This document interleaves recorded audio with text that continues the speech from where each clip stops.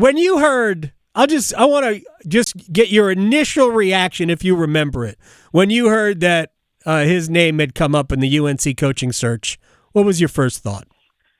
Well, not to spend time plugging my own radio show, Adam, but on Thursday nights I'm doing a radio show for 2 hours, and then they put it on YouTube and Spotify, like all these podcasts and stuff, all that techno stuff I don't understand. But Anyway, I've been talking about this since the Deion Sanders hire.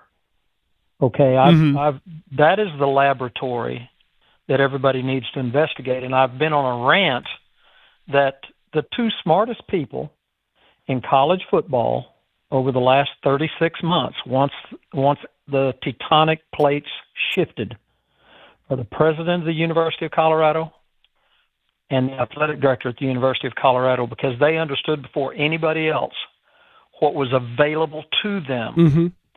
And what's available now is simply is professional football. It's all transaction. And so, one of the first things that comes up, and there's a million things to talk about relative to Bill Belichick or any other pro coach taking a college job, but the first thing that comes up is, well, how are they going to be able to recruit? There is no recruiting anymore. That's the number one thing that makes it attractive. Mm-hmm. And just like I stay intimately connected to everything Colorado University, because I just think it's the laboratory to examine. Okay, yeah. So the other day, a reporter wanted to start a controversy with Deion. Said, it's been said you haven't ever left campus for a recruiting visit. And he said, why should I? He said, all I do is pick up the phone and say, if you want to come, here's how much we've got. Right. And if he calls back and says, I've got more money over here, I say, well, we'll match it or we won't. And on to the next we go. Well, if that's the way things are, and it is, that's exactly the way things are, then here's the attractiveness for a Belichick, or I saw just a minute ago that UNC is talking to Steve Wilkes.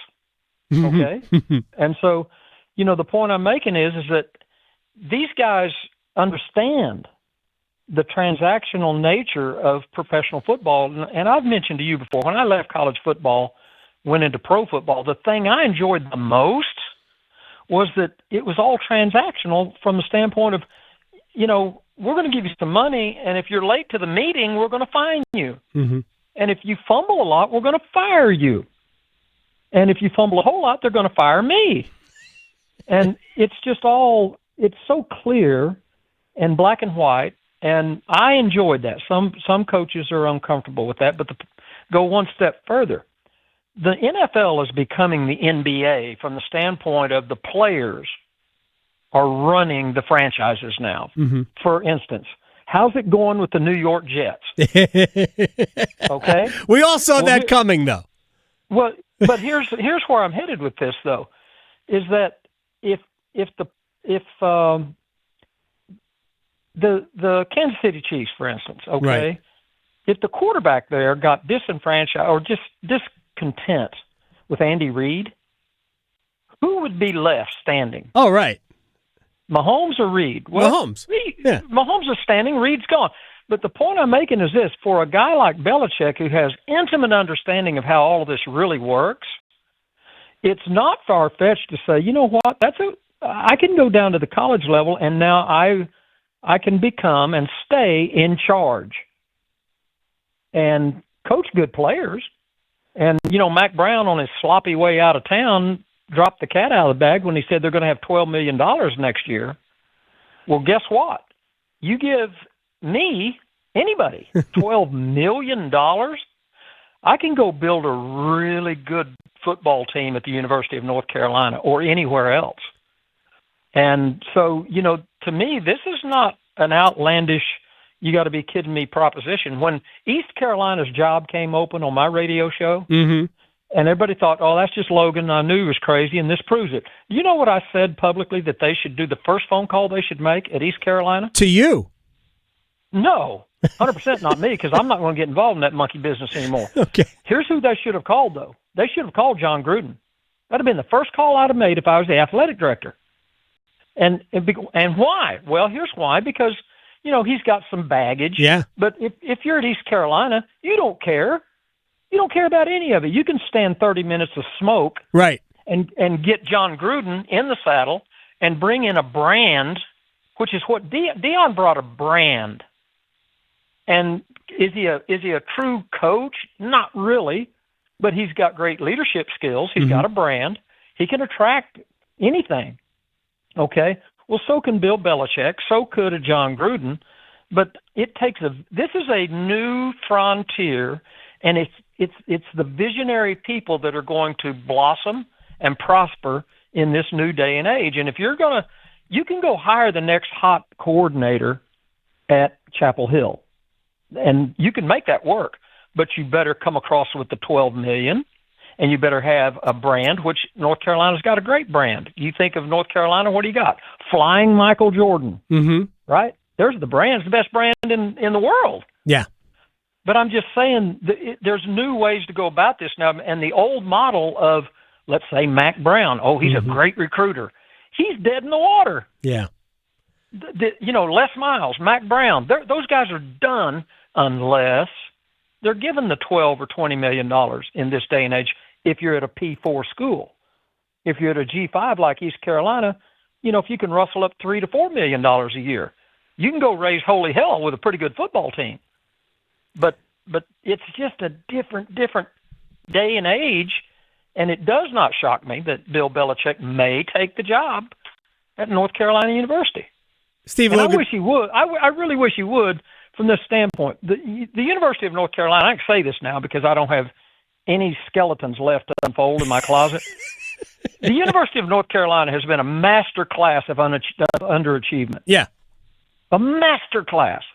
Everything about their football program has been perfectly set up to be 6-6, 8-4 with 2 first-round draft picks at quarterback or whatever. And that's what they've done. Yeah.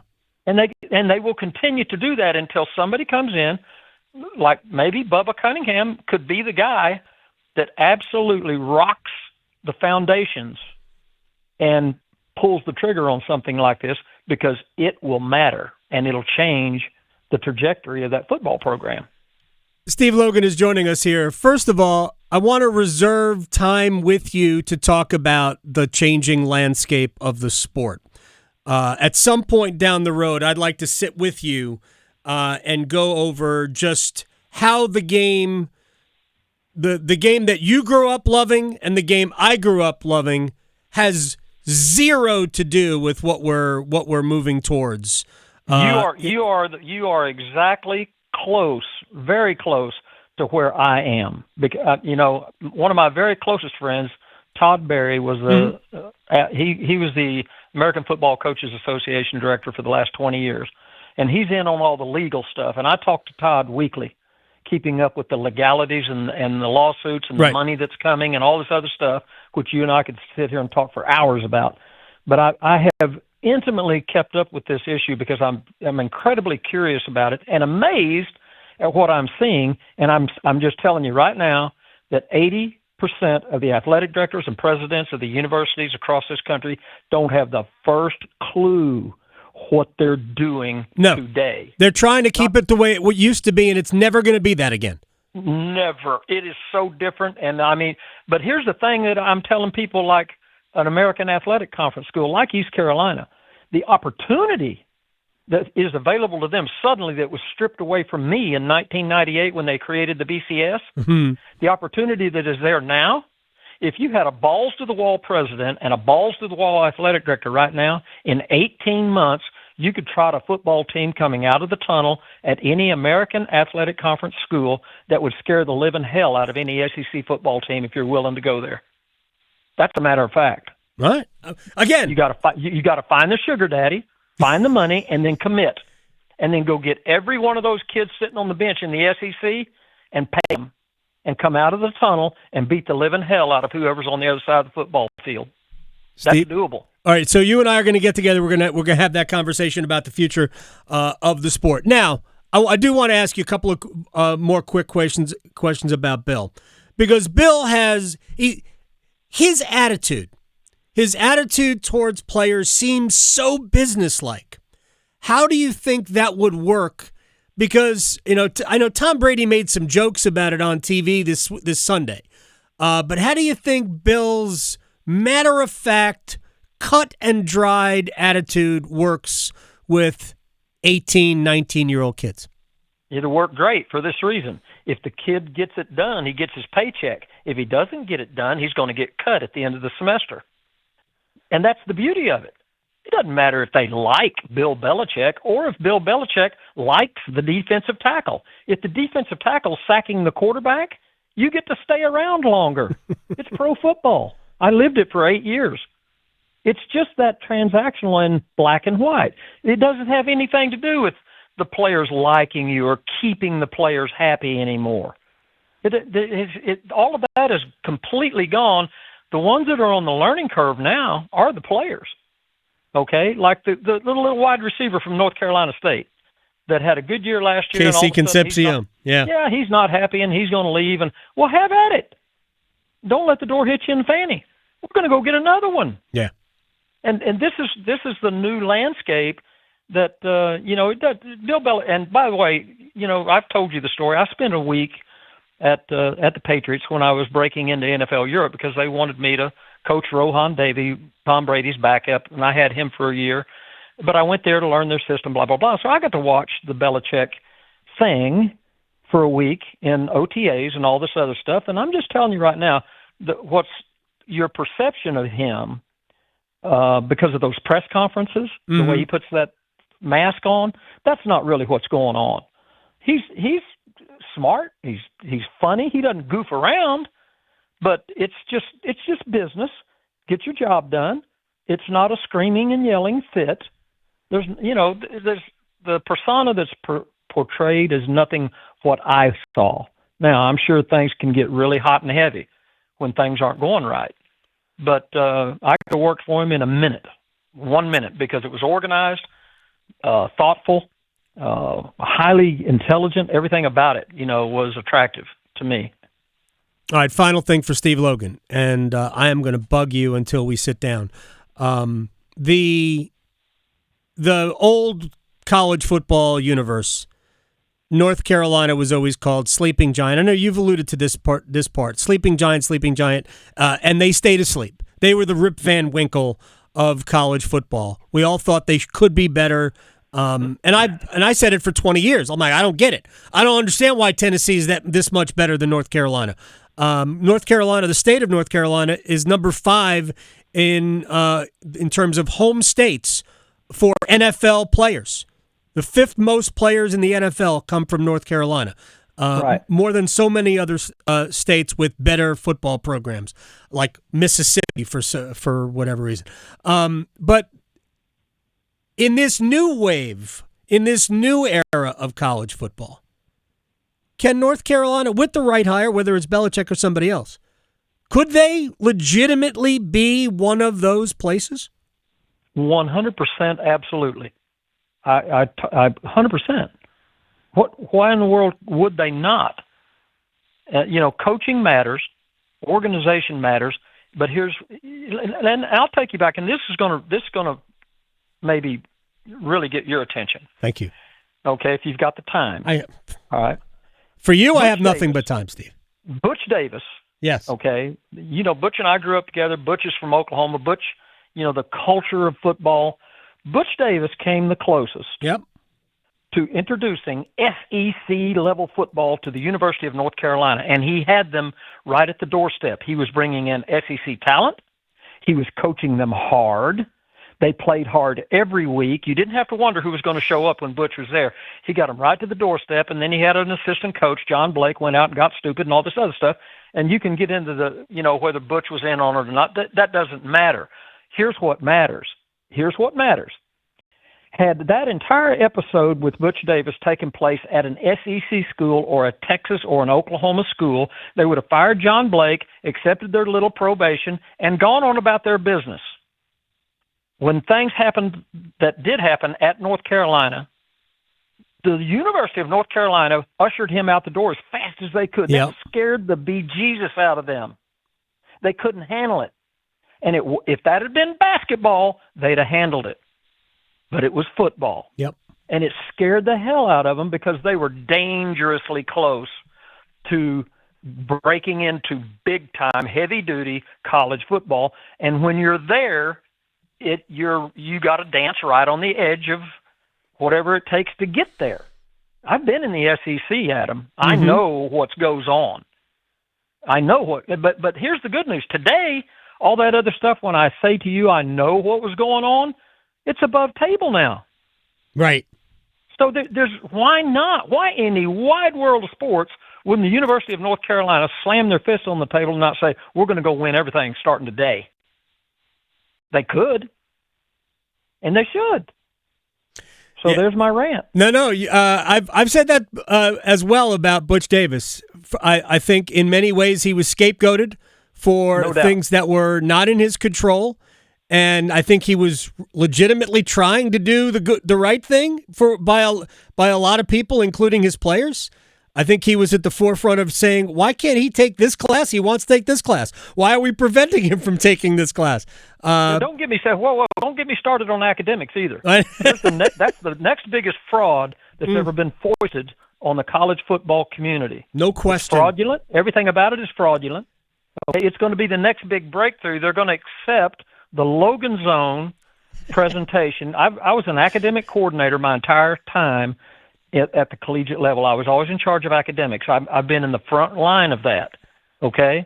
And here, if they want to do it right, here's how you do it. I go out and give Johnny Jones a scholarship, and all I do is give him a voucher. Say, here's 6 years. You come to my university, you got 6 years to get your degree or flunk.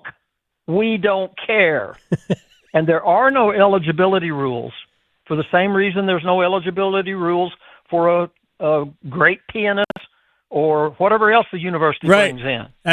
They don't have eligibility rules, okay? Those kids in football and basketball and baseball, the three major sports, they get up at 6 in the morning and they're not through work until 11 o'clock at night about 6 days a week, okay? So I know what goes on.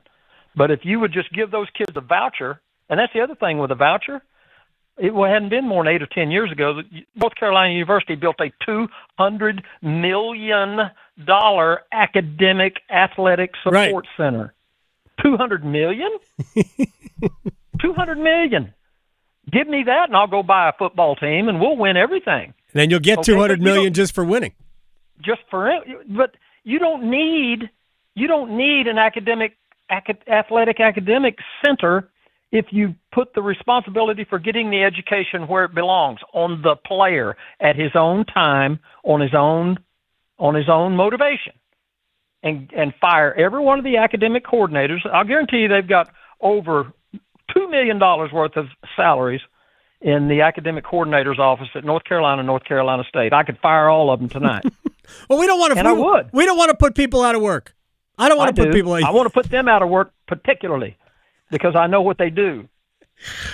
You're the best. Steve Logan. By the way, soccer is a major sport now, just so you know it, especially in the ACC. We had all four of the women's Final Four teams, I think, and 3 of the Elite 8 in the ACC. And shouts to Olivia Thomas from UNC, who absolutely hit a belter of a free kick for the winning goal.